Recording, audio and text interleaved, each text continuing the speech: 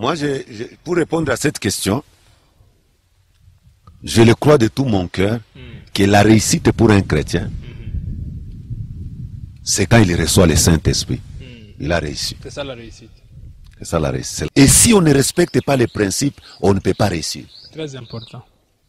Il n'y a pas de réussite sans l'observation des principes. Il n'y a pas de réussite, il faut oublier. Être chrétien, on n'est pas exempt du fait d'observer les principes. Oui. Si tu veux bénéficier dans un business, il faut investir un capital. Un chrétien flottant ne réussit jamais. Amen. Un chrétien non positionné ne réussit jamais. Tu vas le voir avec le temps. Observe les frères. Ils ne réussissent jamais. Mais si tu es sous un ministère, accroche-toi à l'homme là que tu crois. Tu réussiras. Amen. Ça, c'était le premier. Moi, le jour, si Dieu me fait grâce que je trouve l'approche pour parler à des hommes de Dieu comme ça, je les parlerai. On te trouve avec des millions dans des maisons, dans des comptes. Et des frères n'ont pas où prier. Cet argent, tu amèneras ça où? Que Dieu fasse de moi un millionnaire. Mais je construis des églises aux frères. Amen. Que Dieu le fasse pour voir que si vous allez tenir parole. Mais pasteur. Frère, je tiendrai parole, je te dis la vérité. J'ai dit, si vous avez que le message de Frère Branham et que tu me dises que tu as repris à l'université ou tu as repris à l'école secondaire, je dois me poser la question, m'interroger deux fois. Je dois réfléchir deux fois. C'est une forte déclaration. Pourquoi dites-vous cela, pasteur? Branham a dit à Billy Paul, sois meilleur dans tout ce que tu feras. Respectable. Un chrétien, c'est pas un homme terre à terre. D'ailleurs, la citation est très claire. Il dit que les chrétiens ne doivent pas être des hommes terre à terre. Il dit qu'ils doivent être des hommes ciel à ciel. Amen. Voilà. Dieu dévoilé, paragraphe 37. Vous devez faire quelque chose pour que quelque chose s'en suive. Amen. Nous devons faire quelque chose pour que quelque chose s'en suive. Tu ne réussiras jamais si tu ne fais pas quelque chose. Je condamne les frères qui restent à la maison. Priant, gênant. Priant, gênant, non. Faites quelque chose. Braham dit, vous devez faire quelque chose pour que quelque chose s'en suive. Amen.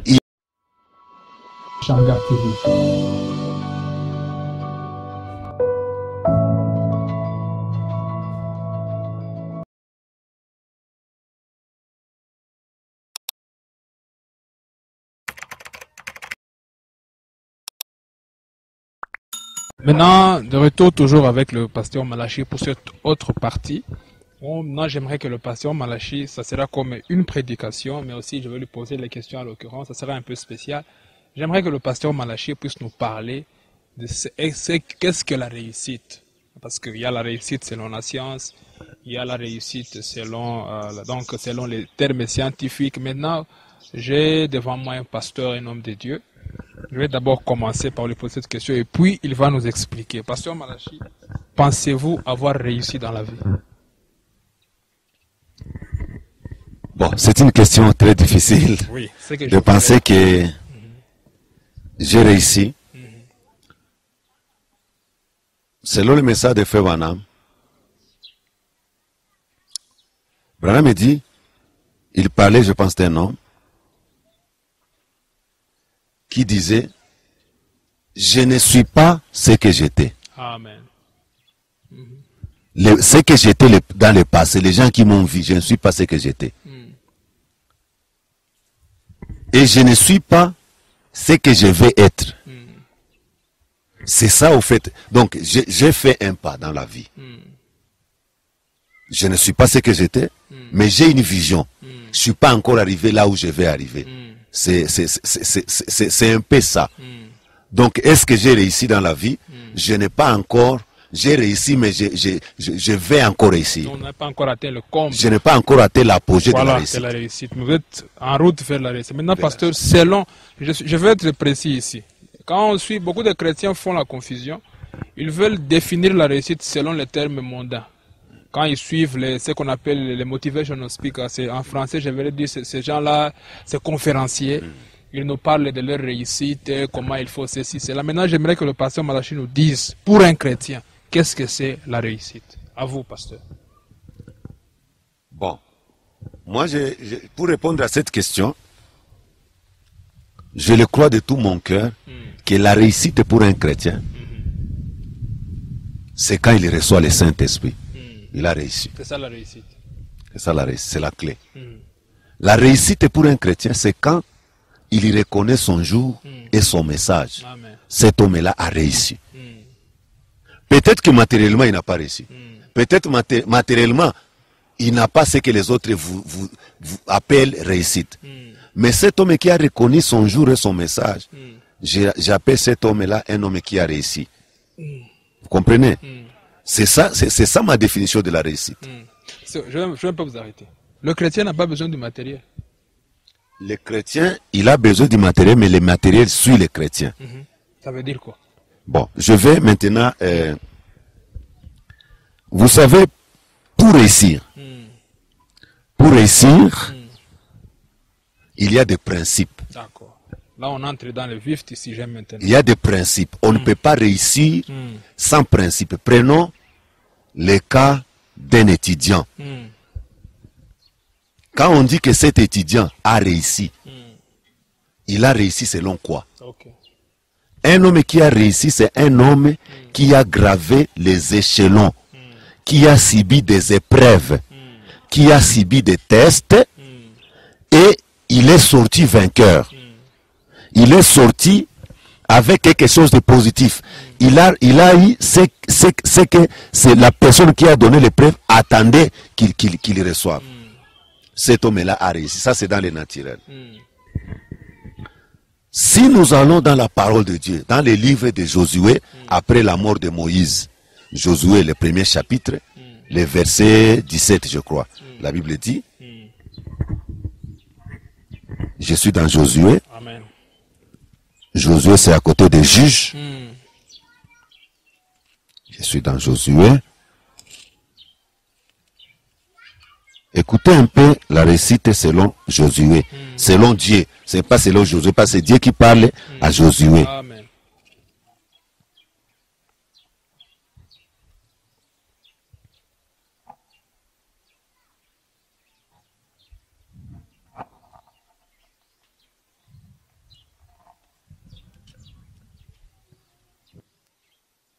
Prenons le verset 7. Josué chapitre 1er, je suis dans la version Scofield. Okay. Josué 1er, verset 7. La Bible dit, fortifie-toi seulement et aie bon courage. Amen. En agissant fidèlement selon toute la loi de Moïse, mon serviteur, et selon toute la loi que Moïse, mon serviteur, t'a prescrite, ne t'en détourne ni à droite, ni à gauche, afin de réussir dans tout ce que tu entreprendras. Amen. Amen. Ça, c'est Dieu qui parle à Josué. Il dit, mon serviteur Moïse est mort. Tu es un jeune, tu as marché avec Moïse. Pour que tu puisses réussir dans tout ce que tu vas entreprendre. On n'a pas dit certaines choses. Tout ce que tu entreprendras ne te détourne ni à gauche, ni à droite de la loi que Moïse t'a prescrite. Reste derrière cette loi, alors tu réussiras. Et si nous actualisons, nous amenons ça au présent, maintenant, c'est le message de l'heure, la loi de Moïse. Si nous devons réussir, nous ne devons pas nous écarter de ce que Moïse a dit. Amen. C'est ça même le principe de notre réussite. J'ai toujours prêché aux gens. J'ai dit aux frères et sœurs, Dieu aujourd'hui, il nous traite comme ses enfants. Mais en nous traitant comme ses enfants, il nous traite selon l'âge. Selon l'âge. Selon l'âge. Okay. Il y a des choses que si tu fais, Dieu te punira. Et pourtant, quand un enfant fait ça, Dieu ne le punira pas parce que selon son âge, il peut faire ça, Dieu tolère. Ah bon?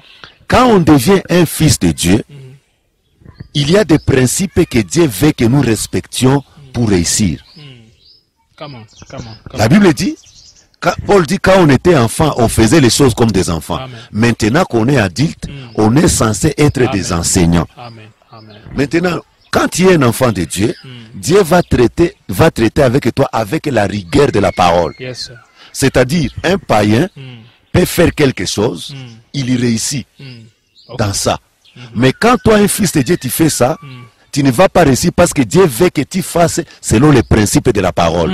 Pour lui, les principes de la parole ne s'appliquent pas. Amen. Alléluia. Très important. Ça c'est très important. Alors, pour commencer, Dieu a dit à Frère Branham. Frère Branham nous dit, parce qu'Abraham parle, c'est Dieu qui parle. Yes, sir. Frère Branham nous dit que Dieu l'a envoyé pour bénir les gens à travers le monde. Amen. Amen. Donc, un homme qui a réussi le message de Frère Branham, cet homme-là, c'est un homme béni. Amen. Déjà. Recevoir le message, vous êtes béni. Il est déjà béni. Amen. Il a déjà réussi. Amen. Parce que Dieu, Branham a dit, Dieu m'a envoyé pour vous bénir. Et je crois à cela. Il dit encore, ici dans la prédication, dès ce moment-là, prêcher le vendredi 13 juillet 1962, paragraphe 132. Je parle des principes de la réussite. Pourquoi moi, j'ai fait un petit pas, peut-être un iota dans la réussite. J'ai toujours marché selon les principes. Tous les pasteurs qui m'ont conduit, j'ai été élevé par des pasteurs. Tous les pasteurs qui m'ont élevé, ils me connaissent. Je suis un homme de principes. Et si on ne respecte pas les principes, on ne peut pas réussir. Très important. Il n'y a pas de réussite sans l'observation des principes. Il n'y a pas de réussite, il faut oublier. Être chrétien, on n'est pas exempt du fait d'observer les principes. Oui. Si tu veux bénéficier dans un business, il faut investir un capital. Même si tu as un beau bâtiment, tu as tout. S'il n'y a pas de capital, il n'y a pas de marchandises dedans, personne ne viendra acheter. Bien que tu as construit, tu dis que tu as écrit ça, c'est le supermarché, tu écris beaucoup de mots là-bas. Mais s'il n'y a pas de marchandises dedans, les gens ne viendront pas et tu ne feras jamais de bénéfices. Donc il y a des principes dans chaque domaine qu'il faut respecter pour réussir dans la vie. Amen. On y va, pasteur. Paragraphe 132 de ce moment-là, prêché 13 juillet 1962. Paragraphe 132. Dieu n'a jamais béni Abraham jusqu'à ce qu'il lui ait totalement obéi. Amen. Amen. Amen. Amen. Dieu. Un principe clair. C'est un principe clair. N'a jamais béni Abraham jusqu'à ce qu'il ait totalement obéi. Si Abraham était désobéissant à Dieu, Dieu ne pouvait jamais le bénir. Et après que l'autre s'est séparé, alors Dieu a dit à Abraham, lève-toi et parcours le pays. Je te le donne entièrement. Tout appartient. Voyez? Tout appartient. Il n'a jamais pleinement béni Abraham jusqu'à ce qu'il devait totalement l'obéir. Paragraphe 133. Et vous ne pourrez jamais recevoir quelque chose de Dieu et trouver grâce devant Dieu, mes frères et sœurs, où que vous soyez, jusqu'à ce que nous obéissions totalement à la parole de Dieu. Amen. Amen. Amen. Des principes clairs. Des principes clairs. Un chrétien peut prier, tu peux aller jeûner. Tu pries des années, Si tu ne respectes pas des principes, très important parce que tu ne réussiras pas. Oublier la réussite. Oublier la l'observation des principes. Sans l'observation des principes. Maintenant, quels sont les principes? Le premier principe, c'est le principe de l'identification. Un chrétien devrait s'identifier. Moi, j'ai trouvé comme secret. Si Dieu te montre que cet homme, c'est un oin, il faut s'attacher à lui. C'est un grand secret de réussite. Tu es avec un pasteur, tu dois rester à ses pieds. J'ai observé tous les gens qui ont marché fidèlement avec des hommes de Dieu, ils y réussissent toujours. Ça a été votre cas, pasteur Malachi? Ça a été mon cas. Ils y réussissent toujours. Vous pouvez nous donner un petit témoignage, juste toujours dans la même thématique, mais un petit témoignage de l'homme de Dieu dont vous êtes attaché et puis vous avez réussi, pour bien entendu enseigner aux autres au travers de ce témoignage. Tu sais, quand j'écris le message de l'heure, La famille m'avait rejeté. Ok. Après un certain temps. La famille m'avait rejeté. Et j'ai vécu avec des frères. Et je me rappelle à un moment donné, je vivais dans une maison de prédicateurs. Notre pasteur, chez lui, donc les responsables de l'église avaient construit une maison de prédicateurs. Et moi, je dormais dans cette maison-là. Donc, chaque fois qu'il y avait des nouveaux prédicateurs qui venaient, j'étais avec eux. Il y avait des moments où des prédicateurs venaient, qu'ils allaient dans les champs missionnaires. Je les accompagnais. Dans les champs missionnaires. J'ai partagé la même chambre avec eux. J'écoutais leurs témoignages. Et pourtant, je ne m'intéressais pas au ministère parce que Dieu m'a appelé au ministère dans les années 94. Mais je ne m'intéressais pas. Je voulais connaître Dieu. Je voulais avoir de leur expérience. Donc c'était ça mon rêve.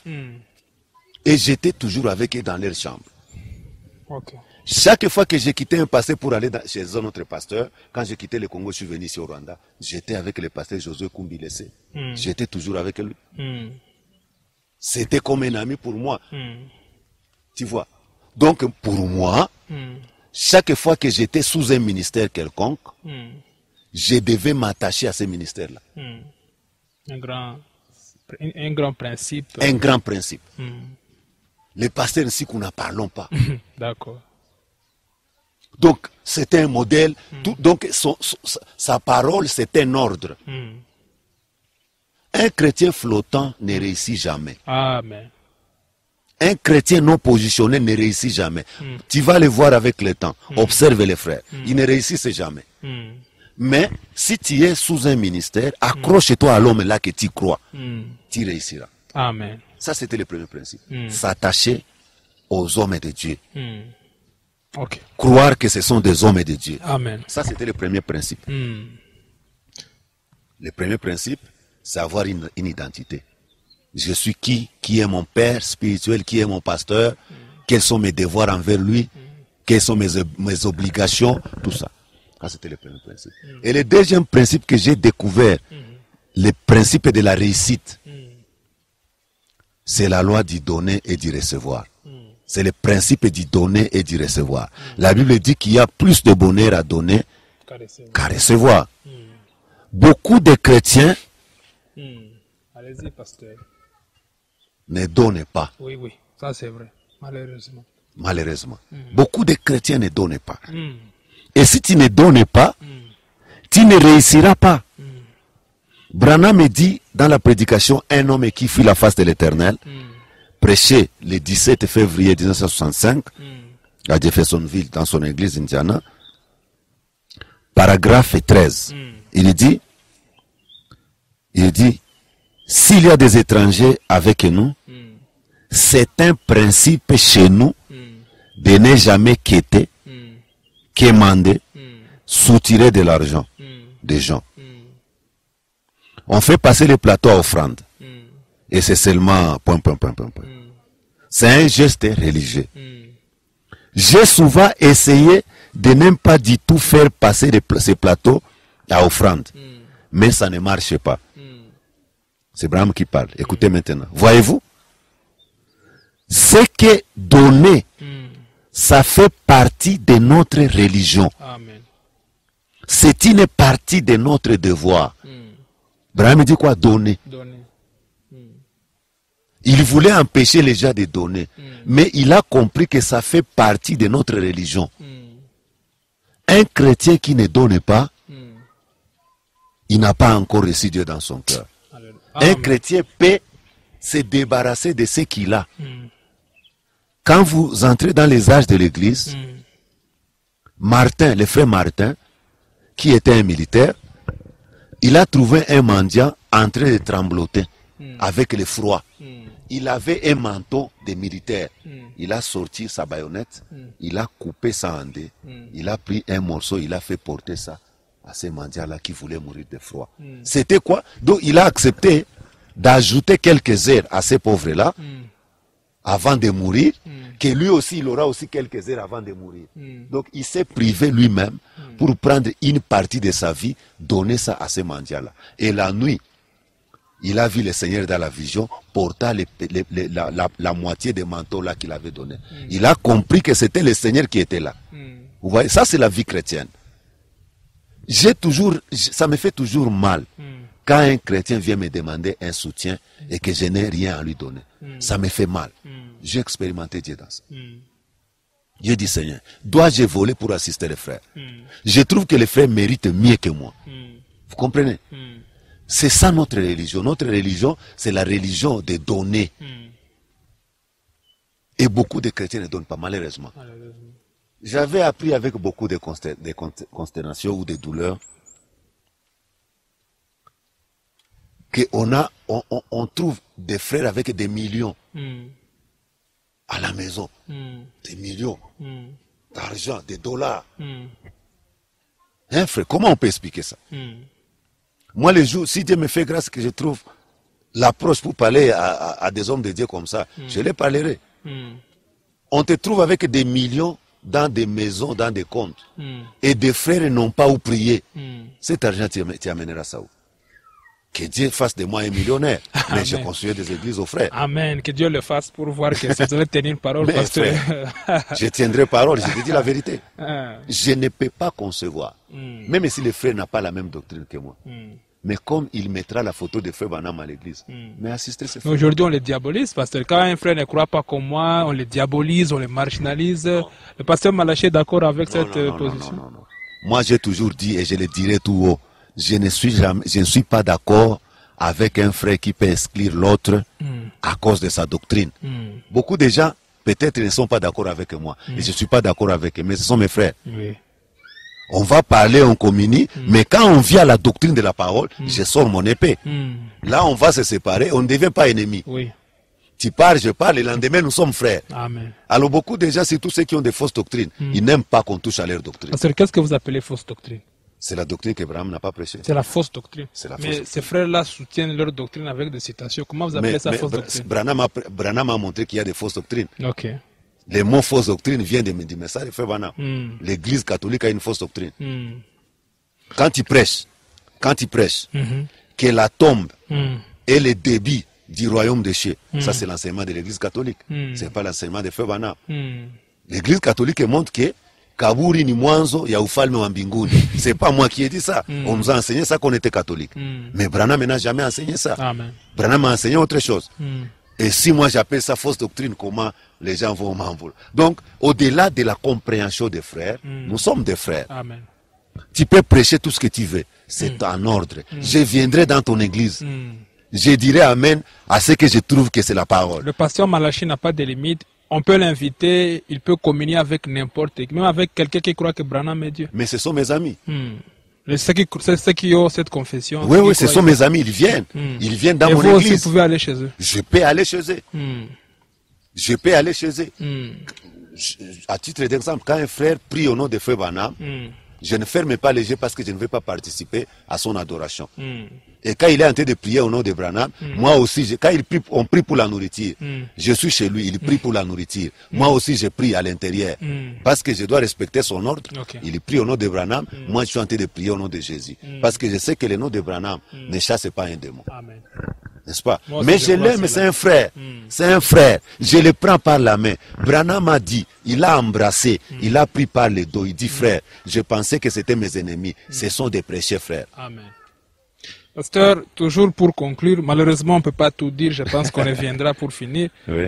Quand vous avez défini la réussite, j'aimerais qu'on puisse maintenant conclure, chuter pour terminer notre émission de ce jour. Pasteur, quand vous avez dit la réussite, vous avez dit qu'un chrétien qui a réussi, c'est un chrétien qui a reçu le Saint-Esprit. Le pasteur Malachi, en aucun moment, n'a fait allusion, n'a lié la réussite au bien matériel. Là, je voulais vous poser cette question, peut-être que c'est la dernière. Parce que Malachi, un chrétien, n'a pas besoin de biens matériels de ce monde pour dire qu'il a réussi. Il en a besoin. Parce que Paul, Jean, l'épître de Jean, il dit, mon fils, je préfère que tu prospères à tous égards. Donc, on doit prospérer spirituellement et matériellement. Amen. N'est-ce pas? Les bénédictions de Dieu sont spirituelles et sont matérielles. La Bible dit qu'Abraham, quand il est allé à la rescousse de Lot, Il a pris ses serviteurs. Il avait plus de 300 serviteurs, je ne me rappelle pas bien, 350 ou 340 serviteurs nés dans sa maison, ou grandis, ou qui vivent dans sa maison. Abraham, notre père dans la foi, il était un riche. Je crois que les frères doivent être des riches. Je crois que des frères doivent être des savants.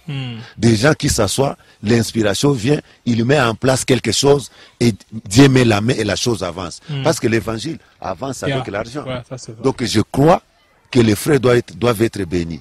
Tous les frères qui ont gravité autour des frères Branham, c'était des millionnaires. Jusqu'aujourd'hui, la famille des frères Branham jouit encore. Frère Branham n'est pas né riche, mais il n'est pas mort pauvre. Oui, ça c'est vrai. Je crois que les frères doivent faire des richesses en respectant les principes. Si tu crois le message de Frère Branham, je l'ai toujours dit, même si tu crois le message de Frère Branham, tu me dis que tu as repris la classe à l'université ou à l'école secondaire, je me pose beaucoup de questions. Ça peut arriver, mais je dois me poser beaucoup de questions. Vous venez de dire. J'ai dit, si vous avez que le message de Frère Branham et que tu me dises que tu as repris à l'université ou tu as repris à l'école secondaire, je dois me poser la question, m'interroger deux fois. Je dois réfléchir deux fois. C'est une forte déclaration. Pourquoi dites-vous cela, pasteur? Branham a dit à Billy Paul, sois meilleur dans tout ce que tu feras. Si tu seras un clochard, sois un vrai clochard. Okay. Un enfant de Dieu, c'est un homme sérieux. Amen. Dans tout ce qu'il fait, dans tout ce qu'il entreprend. Il est meilleur.